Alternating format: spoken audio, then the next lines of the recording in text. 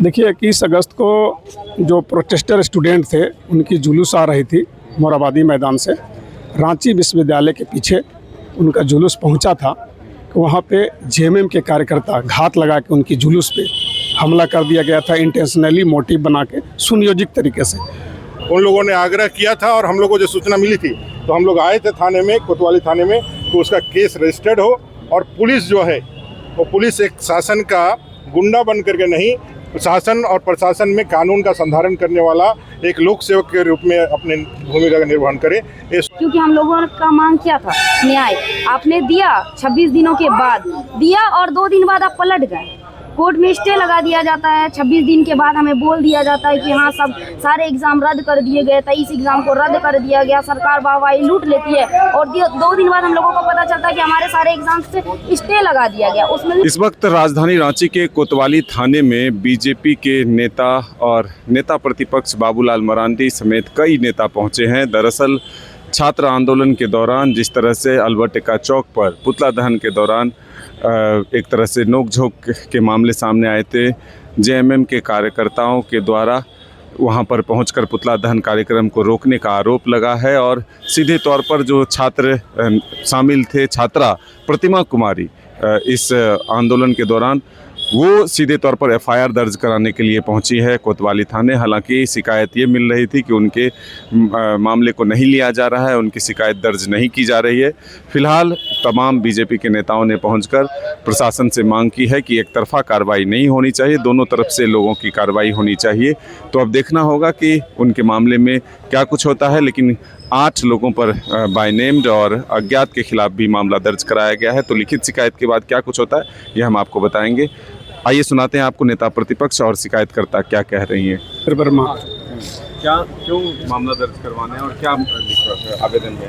देखिए 21 अगस्त को जो प्रोटेस्टर स्टूडेंट थे उनकी जुलूस आ रही थी मोराबादी मैदान से। रांची विश्वविद्यालय के पीछे उनका जुलूस पहुंचा था कि वहाँ पे जेएमएम के कार्यकर्ता घात लगा के उनकी जुलूस पे हमला कर दिया गया था, इंटेंशनली मोटिव बना के सुनियोजित तरीके से।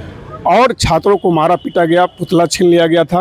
कुछ छात्राएं थी उस पर अश्लील हरकत की गई, उनकी दुपट्टा छीन लिया गया और उनको जाति सूचक शब्द कह संबोधित करके गालियां दी गई। उसके खिलाफ आज एफआईआर करने छात्रा आई थी और कोतवाली थाना में। हाँ, SC/ST एक्ट है और एक ऑर्गेनाइज रूप से होकर किसी जुलूस पे हमला करने का सारा हम लोगों ने लिख के दिया है। अगर थाने में एफआईआर दर्ज नहीं होती तो क्या विकल्प है? नहीं, बहुत विकल्प है। हम लोग आगे जाएंगे, न्यायालय का शरण लेंगे, कोर्ट में केस करेंगे, एफआईआर तो लेना होगा इनको। पता नहीं थाना पुलिस उनका केस लेगा कि नहीं लेगा। उन लोगों ने आग्रह किया था और हम लोगों को जो सूचना मिली थी तो हम लोग आए थे थाने में, कोतवाली थाने में, तो उसका केस रजिस्टर्ड हो। और पुलिस जो है वो पुलिस एक शासन का गुंडा बन करके नहीं, शासन और प्रशासन में कानून का संधारण करने वाला एक लोक सेवक के रूप में अपने भूमिका का निर्वहन करे, ये सुनिश्चित हो, इसलिए हम लोग यहाँ आए। लेकिन ये आरोप जो लगता है उधर से कि बीजेपी के गुंडे थे, इस पर क्या कहेंगे? दिखा दिए बीजेपी का गुंडा निकाल करके ना, सारे वीडियो फुटेज वहाँ पड़े हुए हैं। झारखंड मुक्ति मोर्चा के जो जिला अध्यक्ष हैं, झारखंड मुक्ति मोर्चा के जिला अध्यक्ष गिरिडीह में हो, हजारीबाग में हो, रामगढ़ में हो, रांची में हो, तो क्या झारखंड मुक्ति मोर्चा के लोगों ने माँ का दूध पिया है क्या? हम लोग यहाँ इस मिट्टी का लाल नहीं, हम लोग के रगों में बिरसा मुंडा और सिद्धू कानू का खून नहीं दौड़ रहा है क्या? चैलेंज करना है ना तो सीधे हम लोग से करो। बच्चों से क्या करते हो? बच्चों को क्यों हड़काते हो, डराते हो? अगर चैलेंज देना है तो भारतीय जनता पार्टी से सीधे चैलेंज करो और देख लो जो कौन कितने पानी में है और कौन किस मिट्टी का सबसे ज्यादा खून और पसीना बहाने वाला लोग है।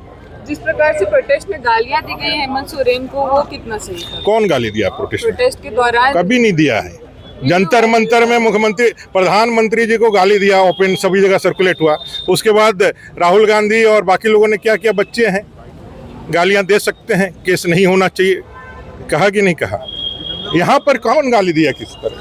वहाँ 0 टॉलरेंस केस हो रहा है। छात्र आंदोलन पे कोई केस नहीं होगा। यहाँ से लेके पूरा इकोसिस्टम विदेश तक में बैठे हुए लोग, जंतर मंतर पे कोई बच्चों पे केस नहीं होगा, बिहार में कोई बच्चों पे केस नहीं होगा और झारखंड में धड़ाधड़ सरकार केस के ऊपर केस, लोगों को नोटिस, लोगों को जो है अपना अभिव्यक्ति की आज़ादी पे पहरा। आप ट्विटर पे कुछ लिख दिए, उसके लिए लग रहा है कोई आतंकवादी संगठन चल रहा है, उसको नोटिस भेजा के डरा रहे हैं। ये नहीं चलेगा, ये झारखंड में नहीं चलेगा।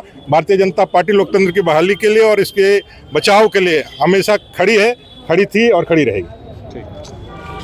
क्योंकि हम लोगों का मांग क्या था, न्याय। आपने दिया 26 दिनों के बाद दिया और 2 दिन बाद आप पलट गए।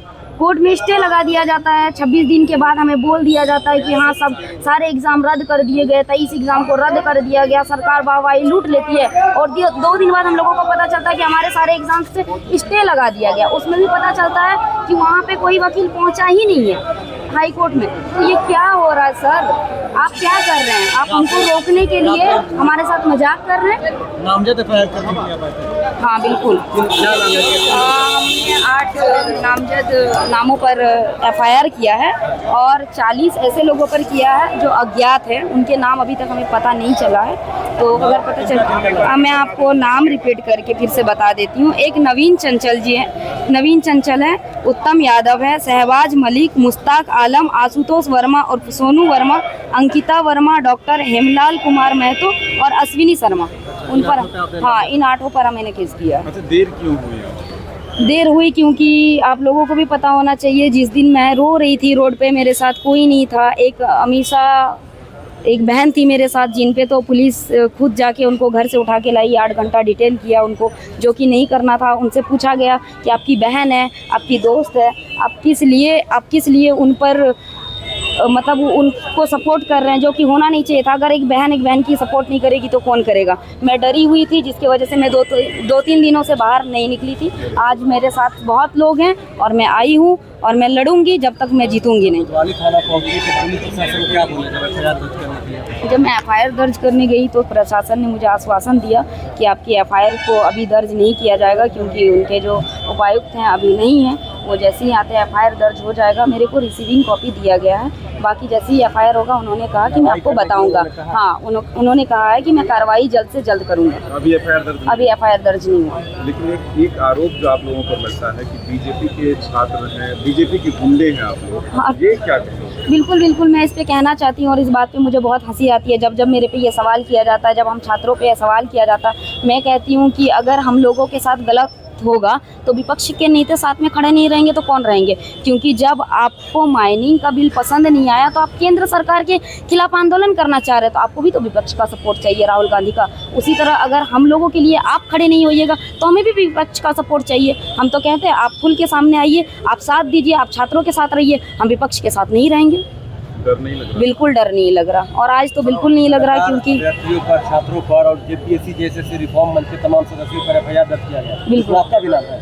नहीं, उसमें मेरा नाम नहीं है क्योंकि मैं पीड़िता हूँ, लेकिन मेरे सभी साथियों पर एफआईआर दर्ज किया गया है। पीयूष भैया पे, रविंदर जी पे, कुणाल सर पे, और भी लोग हैं जो 14 जन है टोटल, जिन पे एफआईआर किया गया है, जो कि गलत तरीक़े से किया गया है। क्योंकि अंकिता वर्मा जी जो हैं वहाँ पे आई हुई थी, उन्होंने कहा कि मैं बस शॉपिंग करने के लिए गई थी। तो अगर आप शॉपिंग करने के लिए आई थी मैडम, तो आप पुतला क्यों खींच रही थी? आपको उस भीड़ से बचाने का काम किया है हम लोगों ने। रविंदर बाकायदा वीडियो पे दिख रहे हैं कि उनको बचा रहे हैं, उसके बाद आप उन पे संगीन आरोप लगा रही है, जो कि सरासर गलत है और मैं इसका निंदा करती हूँ। कितनी बार थाना ये एफआईआर दर्ज कराई? मैं अभी आज पहली बार आ रही हूँ, फर्स्ट टाइम, क्योंकि मैं बार बार बता रही हूँ कि मैं डरी हुई थी। मैं 2-3 दिनों से रूम में बंद थी, मेरे परिवार भी यहाँ पे नहीं है, मैं यहाँ पे पढ़ने के लिए आई थी।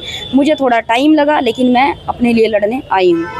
तो आपने सुना कि किस तरह से प्रतिमा कुमारी ने बताई कि वो उस वक्त क्या स्थिति हुआ था वहाँ पर, उनके साथ किस तरह से एक तरह से बदसलूकी की गई, जाति सूचक शब्द का प्रयोग किया गया और ऑर्गेनाइज्ड वे में किस तरह से उनके साथियों को वहाँ पर घेरा गया। जो बचाने वाले लोग थे उन पर ही एफआईआर दर्ज किए गए, और क्यों एफआईआर होने में दर्ज हुई, ये तमाम बातें आपको हम ने सुनाया कि किस तरह से आज थाने में तमाम बीजेपी के नेता और प्रतिमा कुमारी पहुंचे। अपने सहयोगी नौशाद के साथ मदन सिंह, डायर्स न्यूज़ रांची।